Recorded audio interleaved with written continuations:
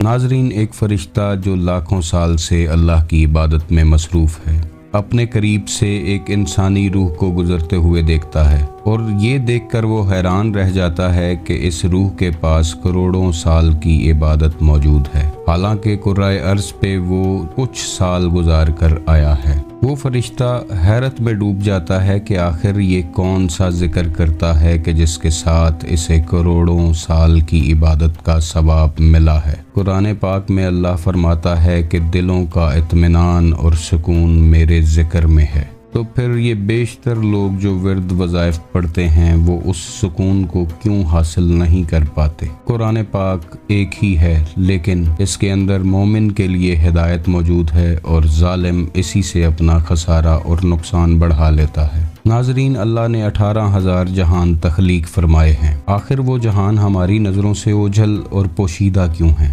جب عالم ارواح میں الست کے مقام پر تمام روحوں نے اللہ کی ربوبیت کا اقرار کیا تو وہ وعدہ، وہ اقرار ہمیں یاد کیوں نہیں ہے؟ حضرت علی علیہ السلام فرماتے ہیں کہ انسان سمجھتا ہے کہ اس کا جسم چھوٹا سا ہے، لیکن وہ یہ نہیں جانتا کہ اس چھوٹے سے جسم میں کتنا بڑا جہان آباد ہے۔ آخر وہ جہان ہماری نظروں سے اوجھل کیوں ہے؟ آخر وہ کون سا اللہ کا ایسا ذکر ہے جو انسان کو معرفت الہی اور قرب الہی اور دیدار الہی تک لے جاتا ہے، اور دیدار الہی کے بعد دلوں کو اطمینان اور سکون ملتا ہے؟ ان سب کی صرف ایک ہی وجہ ہے کہ ہم اپنے جسم کی خوراک کا بندوبست کرنے میں لگے رہتے ہیں، مگر روح کی غذا کے بارے میں سوچنے کی کوشش نہیں کرتے۔ آخر کار خوراک نہ ملنے کی وجہ سے روح بیمار ہوتی چلی جاتی ہے اور ایک دن نفس کے تابع ہو جاتی ہے، اور نفس وہ ہے کہ جو انسان اور اللہ کے درمیان ایک بہت بڑا حجاب ہے۔ جو لوگ اس حجاب کو ہٹانے میں کامیاب ہو جاتے ہیں انہیں ہی مقصد حیات ملتا ہے۔ آخر کوئی تو ایسا ذکر ہے کہ جس کے ذریعے روح زندہ ہوتی ہے اور خالق حقیقی سے جا ملتی ہے۔ اس ویڈیو میں آج بہت سے رازوں سے پردہ اٹھائیں گے۔ ویڈیو کو لائک کیجئے گا، شیئر کیجئے گا اور چینل کو سبسکرائب کیجئے گا تاکہ ہمارا اور آپ کا رابطہ بنا رہے۔ ناظرین، ہم بچپن سے سنتے آ رہے ہیں کہ اللہ کا ذکر روح کی غذا ہے۔ جیسے اس دنیاوی جسم کی غذا ہوتی ہے، ویسے ہی روحانی جسم کی بھی ایک خاص غذا ہوتی ہے۔ ناظرین، اللہ نے 18,000 جہان تخلیق فرمائے اور ان میں مختلف مخلوقات تخلیق فرمائیں اور ان تمام مخلوقات کی غذا کا بندوبست کیا۔ جیسے جنات اس دنیا میں ہمارے ساتھ تو رہتے ہیں، لیکن بہت سے لوگ یہ نہیں جانتے کہ جنات آخر کیا کھاتے ہیں، ان کی غذا کیا ہے اور یہ اپنی نسل کو آگے کیسے چلاتے ہیں۔ ہر مخلوق کی ایک خاص مرغوب غذا ہوتی ہے جس کے اندر اس کی حیات کا سامان رکھا جاتا ہے۔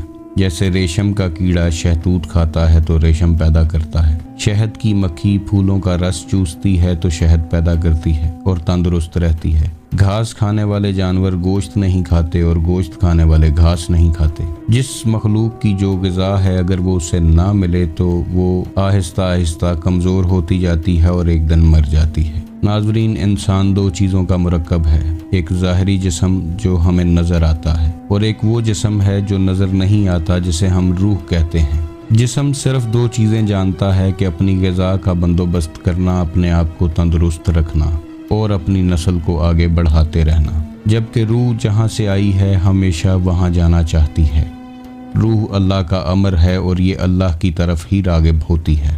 روح ہمیشہ سے خالق حقیقی کی معرفت کے لیے تڑپتی رہتی ہے، اور معرفت الہی، قرب الہی اور دیدار الہی روح کی منزلیں ہیں۔ ہماری بدقسمتی یہ ہے کہ ہمیں جسمانی خوراک کے بارے میں تو بتایا جاتا ہے، لیکن روحانی خوراک کے بارے میں زیادہ انفارمیشن نہیں دی جاتی۔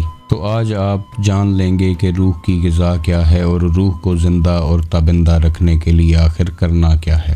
ناظرین، ایک ذکر زبان سے کیا جاتا ہے، کچھ لوگ ہلکی آواز میں کرتے ہیں اور کچھ اونچی آواز میں کرتے ہیں۔ اللہ کے مختلف صفاتی ناموں سے اللہ کو پکارا جاتا ہے اور اس خاص نام کے اثر کو آپ اپنی زندگیوں میں محسوس کرنے لگتے ہیں۔ زبان ہر وقت ذکر اللہ میں مصروف رہتی ہے اور زبان میں تاثیر پیدا ہو جاتی ہے۔ سلطان العارفین حضرت سخی سلطان بہو فرماتے ہیں کہ ذکر کا تعلق آواز سے نہیں ہے۔ آواز کے ساتھ کیا گیا ذکر زبان کی غذا تو ہو سکتا ہے مگر روح کی غذا نہیں ہو سکتا۔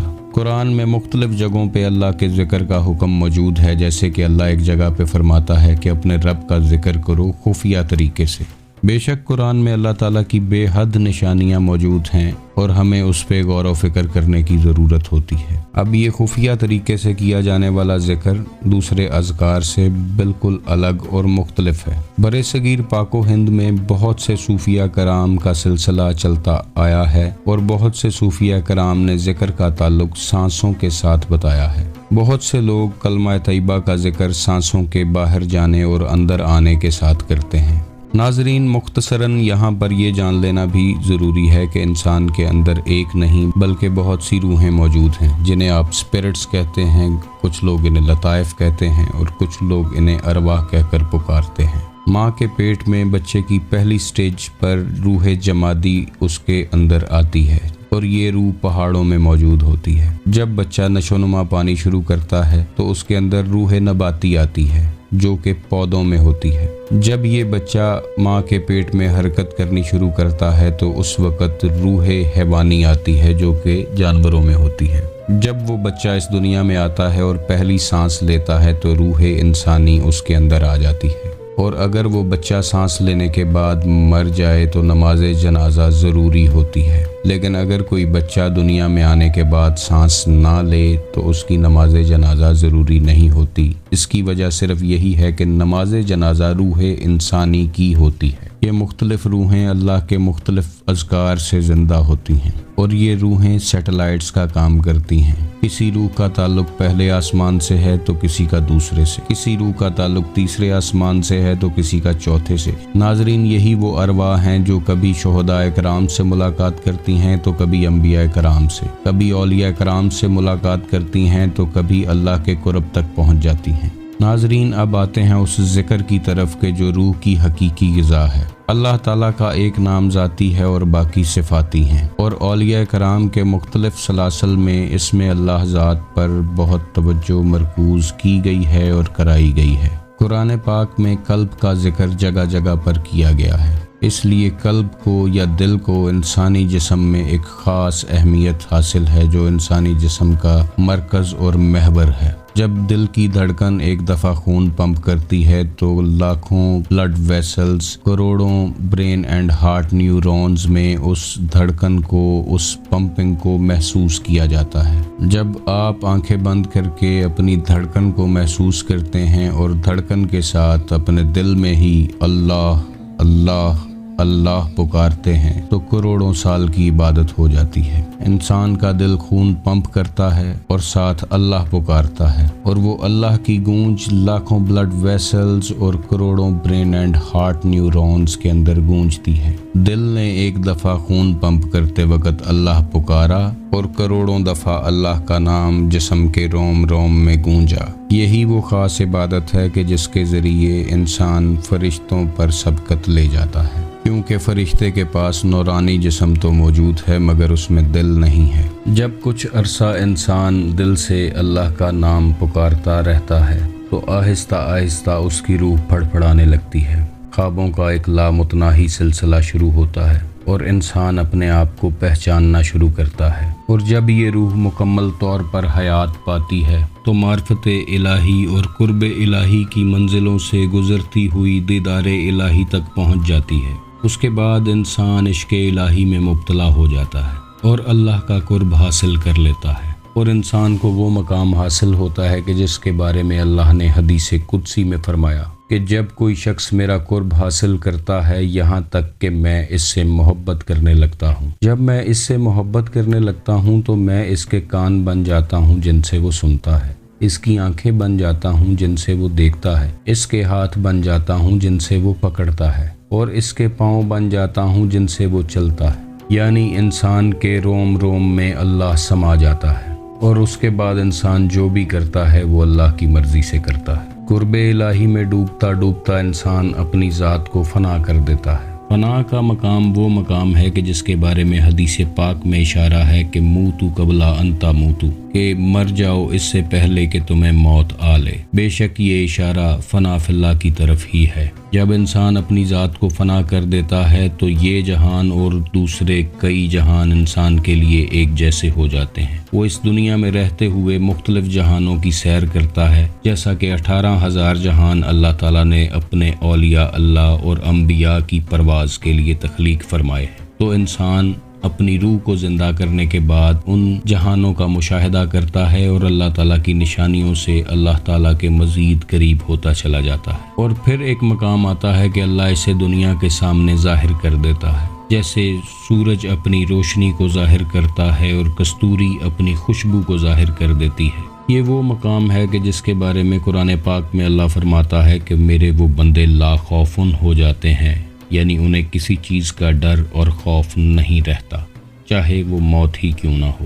دھڑکنوں سے کیا گیا یہ ذکر انسان کی روح کو نفس کی قید سے آزاد کرواتا ہے اور اس کی روح کو دوام بخشتا ہے۔ ایسا شخص انسانیت کے لیے منبع فیوز و برکات بن جاتا ہے اور لوگوں کی حاجت روائی کرتا ہے۔ دکھی انسانیت کے لیے ہمیشہ پیش رہتا ہے، مظلوم سے محبت کرتا ہے اور ظالم کو اپنی ٹھوکر پہ رکھتا ہے، بیماروں کی بیماریاں چھین لیتا ہے، بدبختوں کی بدبختیاں چھین لیتا ہے، دکھیوں کے دکھ چھین لیتا ہے، محبت سے نفرت کو ختم کر دیتا ہے۔ اللہ فرماتا ہے کہ اور ہم تمہیں دکھائیں گے اپنی نشانیاں کھلے آسمان تلے اور تمہارے اپنے ہی اندر، کہ تم کہہ اٹھو گے کہ یہی حق ہے۔ تو اللہ کی پہچان اللہ کی نشانیوں سے کی جا سکتی ہے، اور اللہ کی نشانیاں ذکر اسم اللہ ذات سے ظاہر ہوتی ہیں۔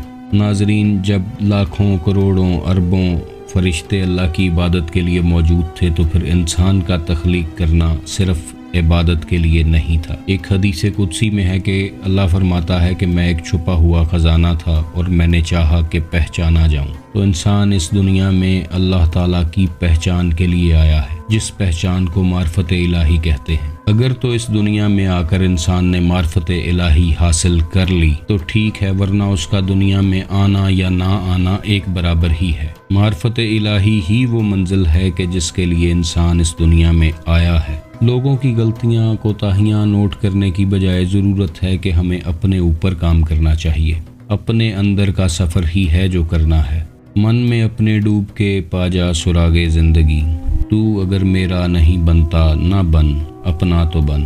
تو ناظرین، اپنے اندر کا سفر بہت ضروری ہے، اور اس سفر میں اسم اللہ ذات بہت بڑی رہنمائی ہے۔ اس بتائے گئے طریقے سے اگر آپ ذکر اسم اللہ ذات کو جاری رکھتے ہیں تو اس کی بے پناہ روحانی طاقت کا مشاہدہ آپ بہت جلد کریں گے۔ آپ دیکھیں گے کہ کیسے ذکر اسم اللہ ذات جو دل سے کیا جا رہا ہے اور دھڑکنوں سے کیا جا رہا ہے، آپ کی زندگی میں رنگ اور روشنیاں لے کے آئے گا، اور آپ کی روح روشنیوں میں نہانا شروع کرے گی۔ آپ کی آنکھوں کے سامنے ایسے ایسے جہان کھلیں گے جو آج سے پہلے آپ نے نہیں دیکھے ہوں گے۔ ایسے ایسے نفوس سے ملاقات ہوگی کہ جن کے بارے میں عام آدمی سوچ بھی نہیں سکتا۔ اللہ آپ کو اور مجھے معرفت الہی کا چھوٹا سا قطرہ بھی نصیب فرما دے تو اس دنیا میں آنے کا مقصد پورا ہو جائے گا۔ اس دعا کے ساتھ ویڈیو کو ختم کرتے ہیں کہ آپ خوش رہیں، آباد رہیں، اللہ آپ کے گھروں کو سلامت رکھے۔ اللہ حافظ۔